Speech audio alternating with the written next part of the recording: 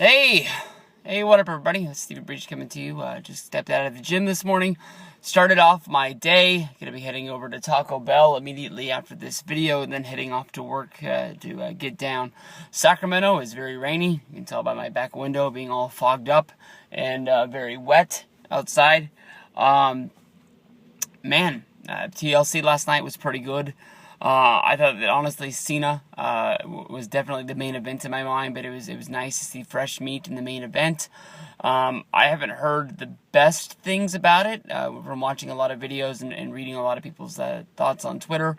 A lot of people said it was all right to sort of a steal from my good buddy Ross, Gold Standard 000 out there on YouTube here and on Twitter. But I don't know. I was really honestly surprised this morning when I kicked on Wrestling Observer and basically heard Dave Meltzer, one of the first sentences that came out of his mouth, talking about the TLC match with Ambrose versus Bray, and Bray getting the win over Ambrose, was that they had to keep him strong for Undertaker for WrestleMania 32 because they don't know. Taker hasn't given him a response if he's going to do the match or not, so it's sort of still up in the air. WWE wants to keep that spot open, and they want to have a strong competitor for him to have. I mean, there's a lot of people out there, the dream match on the table is that they want to see Taker versus Sting. This is a match that we want to see for well over a decade, stretching all the way back to when both guys were working in separate companies and sort of pairing each other as sort of dream matches that we would like to see. When Bray Wyatt came in to WWE, I think it was a real big thing that I think a lot of people were thinking that Bray was going to be the new Undertaker. There's even been talks along the way of a lot of people saying that Bray Wyatt probably isn't getting the response that he should be getting, because basically a lot of people think that he would be better as a babyface. That people don't want to hate this guy. People want to like him, and people want to see him overcome the odds. We've seen him have feuds with Kane, John Cena, Dean Ambrose, and honestly, in my mind, I am so lost on this guy, but more than anything, I wanted to focus more on anything that sentence talking about, Dave Meltzer saying that there's a chance that we might get to see Undertaker at WrestleMania 31 in Santa Clara. I know a lot of people's dream sequence of events was basically getting down to John Cena versus The Undertaker at WrestleMania 32. Somehow, Brock Lesnar shouldn't have been able to beat the streak last year. Undertaker would have go on to have another match against another opponent this year, getting us down to the big match where Undertaker will go into the Hall of Fame. Undertaker will be able to retire, keep his streak. When it all comes down to it, Brock Lesnar, I think he upped his stock in WWE by beating Taker.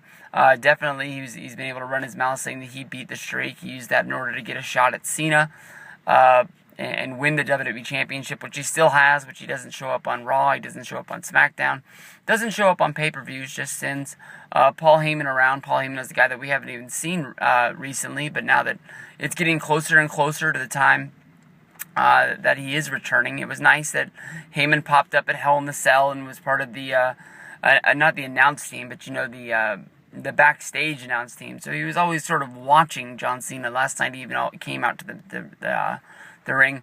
But in my mind, when Undertaker starts posting pictures on Michelle McCool's thing, when he did the Ice Bucket Challenge, I think the Undertaker's done. I honestly got a text from my good buddy Freaking Yay ADH at It's Miguelio, or just Miguel if you're his friend like me.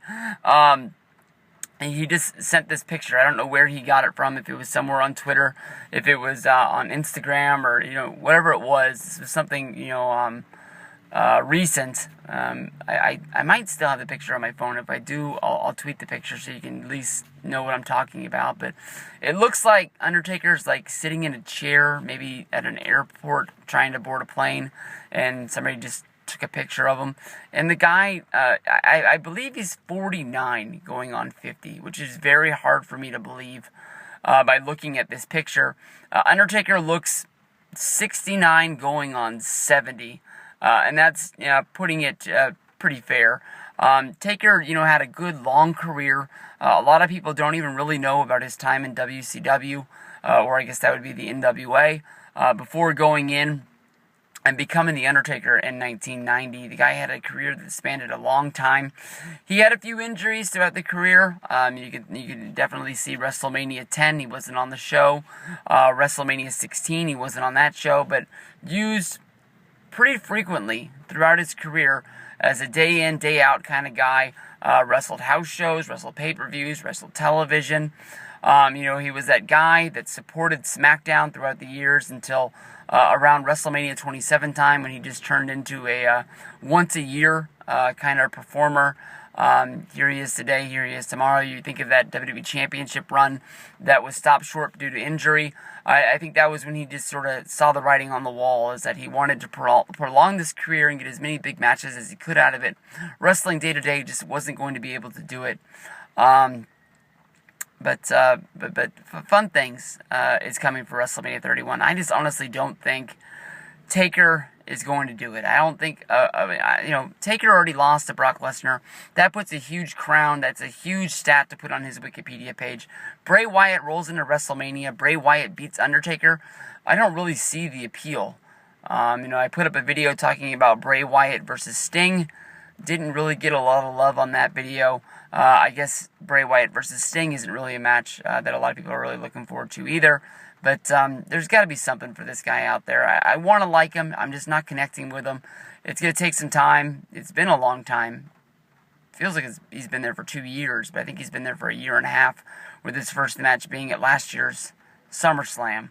So they got to get down to business soon. I know I'm not the only person, but I know he has a lot of fans out there. Follow the buzzards and all that crap. But we'll see what happens. You guys think that we're going to see Taker versus Bray Wyatt? I don't think so, but let me know.